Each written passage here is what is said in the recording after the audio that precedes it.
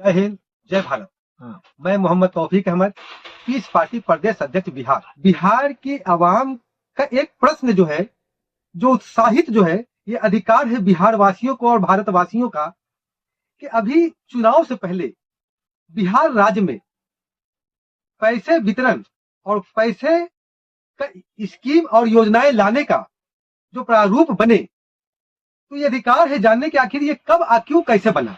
देश की आजादी के 78 वर्ष बाद आज ऐसी कौन सी नौबत आ गई कि चाहे तो एनडीए खेमा हो या तो इंडिया खेमा हो, ये सभी खेमाएं को आवाम को यानी देश के वोटरों को, देश के मालिकों को लुभाने के लिए वो पैसे वितरण करने का स्कीम लाने की नौबत पड़ गई।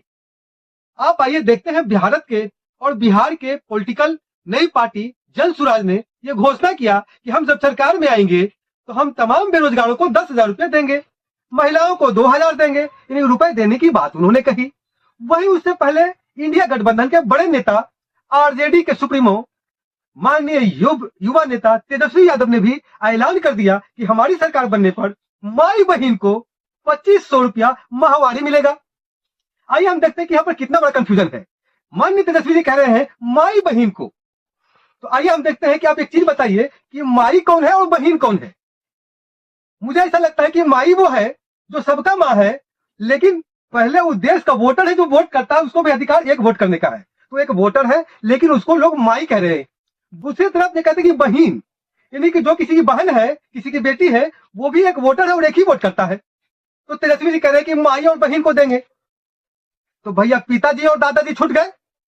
तो माननीय नीतीश कुमार ने घोषणा कर दिया कि हम सीनियर सिटीजन सब देंगे, जो बूढ़े बुजुर्ग लोग हैं उनको वृद्धा पेंशन 500 रुपए से बढ़ा करके 1,100 रुपए देंगे। तो चलिए भाई, ये जो वृद्धा पेंशन है, सीनियर सिटीजनशिप, ये भी देश के वोटर हैं जो एक ही वोट करते हैं, तो इन्होंने सीनियर सिटीजनशिप दे दिया। अब उसके बाद राहुल गांधी आए, उन्होंने कह दिया कि 72,000 रुपया सालाना बेसिक इनकम देंगे, यानी कि 6,000 रुपया प्रति माह बेसिक इनकम देंगे।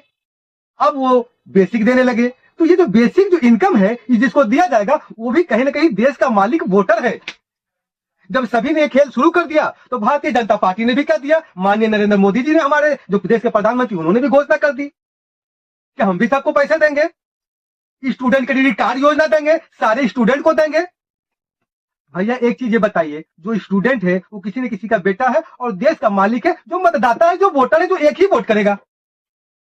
अब उसके बाद जो है कि कुछ नहीं बचा, तो अब जो है कि माननीय नीतीश कुमार जी ने ये कर दिया कि अब जो है, जो पढ़े लिखे जो बेरोजगार होंगे उनको बेरोजगारी भत्ता देंगे। तो जब बेरोजगारी भत्ता दी जाएगी, जब पढ़े लिखे लोगों को जब रोजगार, उनको बेरोजगारी भत्ता दी जाएगी, तो जो बेरोजगार नौजवान होंगे वो भी कहीं ना कहीं देश के मालिक है और वोटर हैं।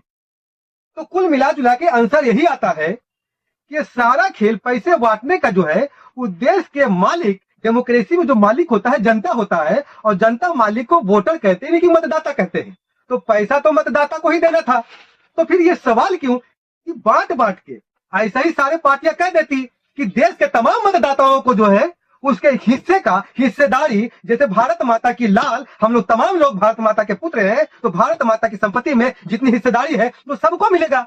एक लाइन में प्रश्न का उत्तर हो जाता, लेकिन एक लाइन के प्रश्न के उत्तर को अलग अलग पार्टियों ने अलग अलग नाम से जो घोषणा बनाया है, यह संदिग्ध जो है, मतलब संदेह पूर्व है।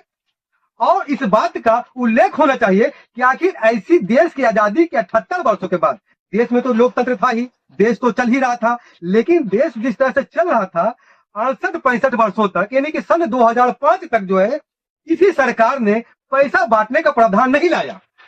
लेकिन 2005 के बाद कुछ बातें सुनी आई, जिसके बारे में बताऊंगा।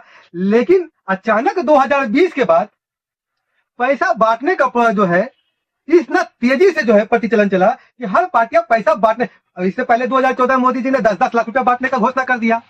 तो ये जो पैसे बांटने का मामला है, ये संदिग्ध जो है जांच का विषय है कि आखिर ये नेता लोग जो देश के जो प्रधानमंत्री बनते हैं, मुख्यमंत्री बनते हैं, विधायक बनते हैं, ये तमाम लोग जनता को पैसा बांटने के नाम पे जो बातें कह रही है, ये कहां तक सच्चाई है और किस आधार पे है, इस पे मैं आपसे बात करूंगा अगले एपिसोड में। आप मेरे एपिसोड का इंतजार कीजिए। जय हिंद, जय भारत, सारे जहां से अच्छा हिंदुस्तान हमारा, हम बुलबुलें हैं इसके, ये गुलसिता हमारा।